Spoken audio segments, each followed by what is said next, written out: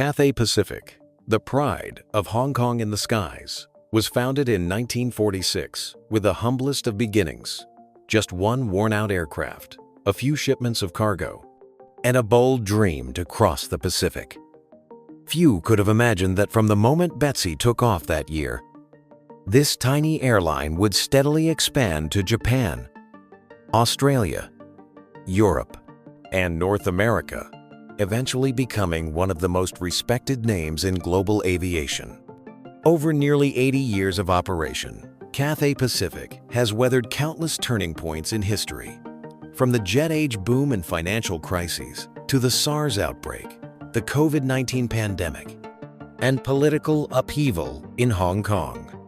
Even when faced with record losses, the airline showed resilience, undergoing major restructuring and returning to the international stage with a renewed promise of premium service, a green commitment, and a mission to connect East and West.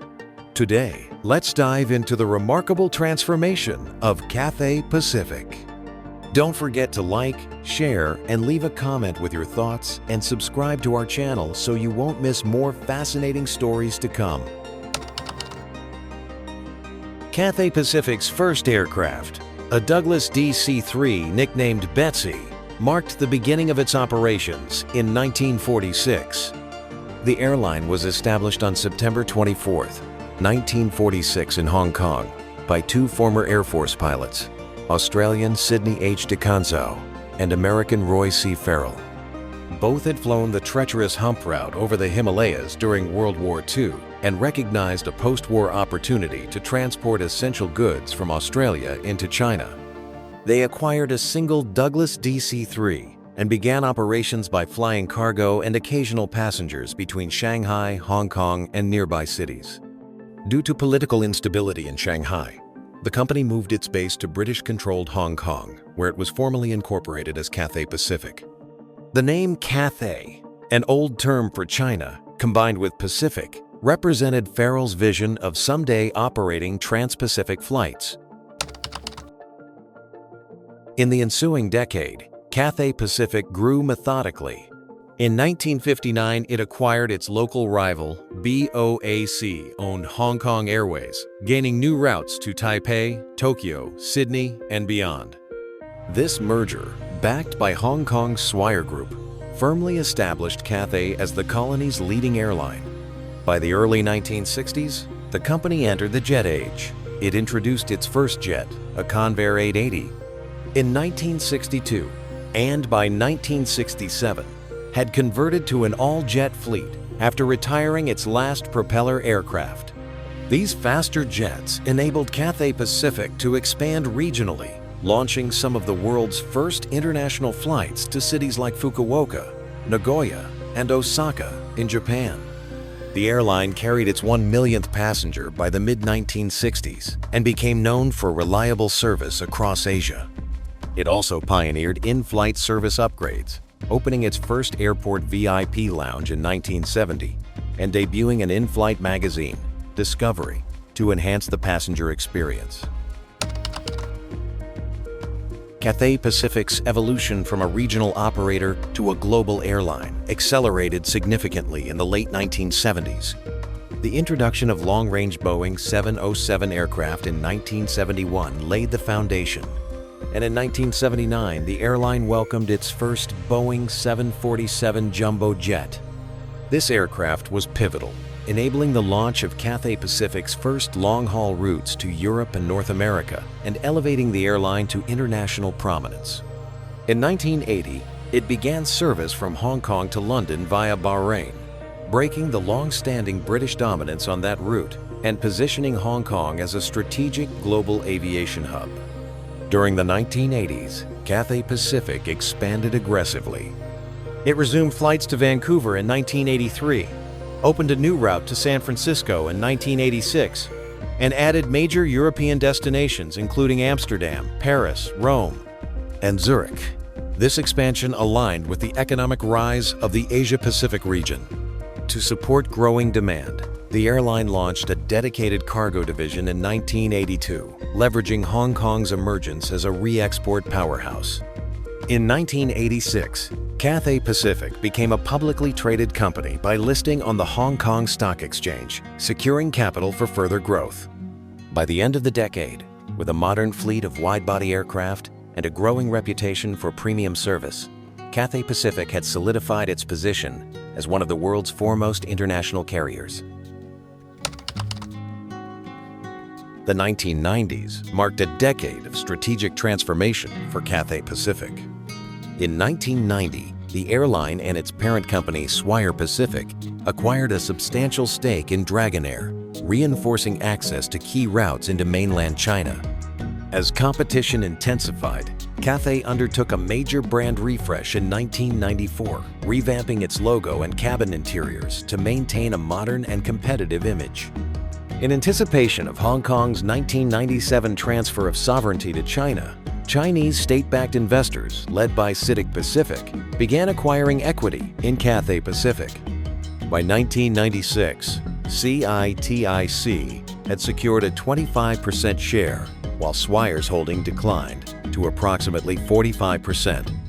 This rebalancing of ownership was widely interpreted as a signal of Beijing's intention to support Hong Kong's aviation and economic stability post-handover. Throughout the decade, Cathay Pacific continued fleet renewal efforts with a $9 billion refleeting initiative and expanded its route network. A major milestone came in 1998 when the airline became a founding member of the global One World Alliance, alongside American Airlines, British Airways, and Qantas. That same year, the opening of the new Chek Lap Kok International Airport in Hong Kong was inaugurated by Cathay's Boeing 747-400, which operated the first non-stop commercial flight from New York to Hong Kong. A record-breaking Polar One flight that underscored the airline's long-haul capabilities. Despite regional turbulence caused by the late 1990s Asian financial crisis, Cathay Pacific demonstrated resilience, rebounding swiftly and reporting a record profit in 2000. The airline entered the 21st century with strengthened partnerships, a revitalized fleet, and a clear path toward global leadership in premium air travel. The 1997 transfer of Hong Kong's sovereignty to China marked a turning point for Cathay Pacific. The airline adapted by aligning its ownership structure and brand identity more closely with Chinese sovereignty while preserving its international service standards. In the same year, Cathay replaced the British VR aircraft registration prefix with BH and redesigned its tail livery to feature China's flag, reflecting the new political reality. Partnerships with Chinese carriers deepened over the following decade. In 2006, Cathay Pacific executed a major corporate restructuring, acquiring full ownership of Dragonair to strengthen access to mainland China's fast-growing aviation market.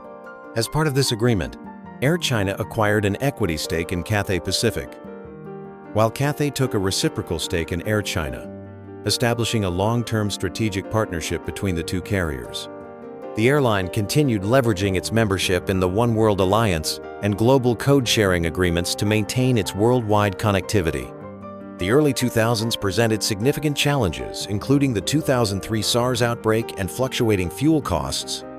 But Cathay Pacific sustained growth by adding new destinations and introducing advanced long-range aircraft, such as the Airbus, A340-600 and Boeing 777-300ER.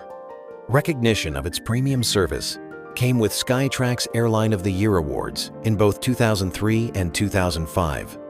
By the end of the 2000s, Cathay Pacific had cemented Hong Kong's position as a vital hub, linking Asia with Europe, North America, and beyond, reinforcing its role as a leading bridge between East and West. Cathay Pacific entered the 21st century as a globally respected premium airline, but the decade brought mounting competition and operational headwinds. The carrier expanded its fleet with new Airbus, A330s, and Boeing 777-300ERs, while pursuing an aggressive network strategy. By 2014, it had launched new long-haul routes to cities like Boston, Manchester, and Zurich, further strengthening its global footprint. However, by the mid-2010s, profitability began to deteriorate. Chinese and Middle Eastern carriers increased direct long-haul services that bypassed Cathay's Hong Kong hub, eroding traffic flows and pushing passenger yields to a 7-year low in 2016. Simultaneously, fuel hedging miscalculations during a period of falling oil prices inflicted significant financial losses. In response to consecutive annual losses in 2016 and 2017, Cathay Pacific launched a 3-year transformation program. Under the leadership of CEO Rupert Hogg, the airline focused on 5 strategic pillars: places, planes, product, people, and productivity. This comprehensive overhaul included streamlining management layers, improving cost discipline, upgrading lounges and in-flight catering, and introducing Wi-Fi connectivity across the fleet. The strategy began delivering results. In 2018, Cathay posted a profit of 2.3 billion Hong Kong dollars, signaling a return to financial stability. The following year, it diversified into the low-cost segment by acquiring HK Express, Hong Kong's only budget airline, thereby expanding its presence in the regional travel market. By the end of the 2010s, Cathay had refreshed its brand identity, notably adopting a modernized brushwing livery in 2015 and re-established its reputation for excellence. With multiple Skytrax accolades to its name, including 4-time recognition as the world's best airline, Cathay Pacific emerged from the decade revitalized and positioned for sustained global relevance. In the closing years of the 2010s and the start of the 2020s, Cathay Pacific faced a cascade of crises that tested its resilience like never before. The 2019 to 2020 Hong Kong pro-democracy protests had a direct impact on the airline, as some of its employees participated in demonstrations at the airport. This drew strong criticism from Beijing, especially given that Air China, a Chinese state-owned enterprise, holds a significant stake in Cathay. Under mounting political pressure, the airline was compelled to suspend or terminate staff involved in the protests. The controversy culminated in the resignation of CEO Rupert Hogg in August 2019, highlighting the deep tension between corporate autonomy and geopolitical sensitivities. The unrest dented Cathay's brand perception on the mainland and weakened travel demand across the region. Before the situation could stabilize, the global COVID-19 pandemic emerged in early 2020, devastating international aviation. With Hong Kong implementing some of the world's strictest quarantine and border control measures, Cathay Pacific was forced to ground nearly all its flights, canceling 96% of its scheduled operations. On one particularly grim day, the airline carried just 582 passengers. Revenues plummeted, and the business quickly faced a liquidity crisis. In response, the Hong Kong government intervened with a 39 billion Hong Kong dollar financial support package in June 2020, acquiring a minority equity stake to stabilize the company. Cathay Pacific undertook major restructuring measures, including the closure of its regional arm Cathay Dragon and a reduction of over 8,000 jobs to align costs with dramatically lower demand. By 2021, the airline posted its largest ever annual loss, $2.8 billion for the prior year. Yet, amid adversity, Cathay pivoted strategically. It capitalized on its cargo operations, maintaining critical supply chains and leveraging air freight to generate much-needed revenue. Despite operational constraints, the airline ensured that Hong Kong remained globally connected at a minimal level, setting the groundwork for recovery once restrictions would lift. A Cathay Pacific wide-body aircraft now features the sleek brushwing tail design, first introduced in 2015 as part of the airline's visual modernization. As global travel demand rebounds, Cathay Pacific is firmly on the path to recovery. By mid-2023, the airline had reactivated all aircraft previously placed in long-term storage during the COVID-19 crisis, an assertive move signaling full-scale restoration of its network and fleet. To meet this demand, the airline resumed pilot recruitment and rehired critical staff, though labor shortages led to temporary schedule reductions in late 2023. Cathay Pacific remains Hong Kong's premier carrier and a central force in international aviation. As a founding member of the One World Alliance, it continues to operate alongside global partners, including American Airlines, British Airways, and Qantas, delivering extensive international connectivity and integrated frequent flyer benefits. The airline has retained its long-standing focus on premium service and operational safety, while positioning itself for the future through significant sustainability commitments, including a pledge to achieve net zero carbon emissions by 2050.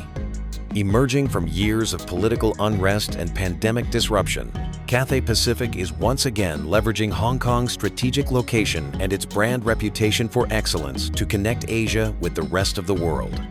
In the 2020s, it stands as one of the region's leading carriers, charting a forward-looking course with resilience, ambition, and global relevance.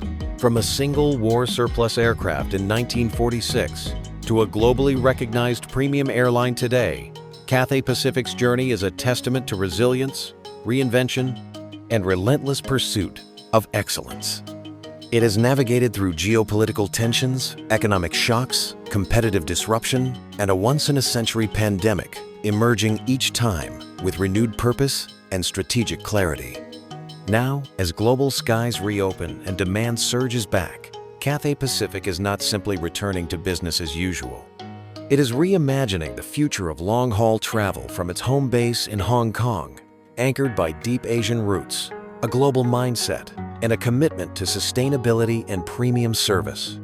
This is not just a story of one airline. It's the story of how vision, adaptability, and strategic foresight can carry a brand across decades and continents. In many ways, Cathay Pacific remains what it set out to be nearly 80 years ago.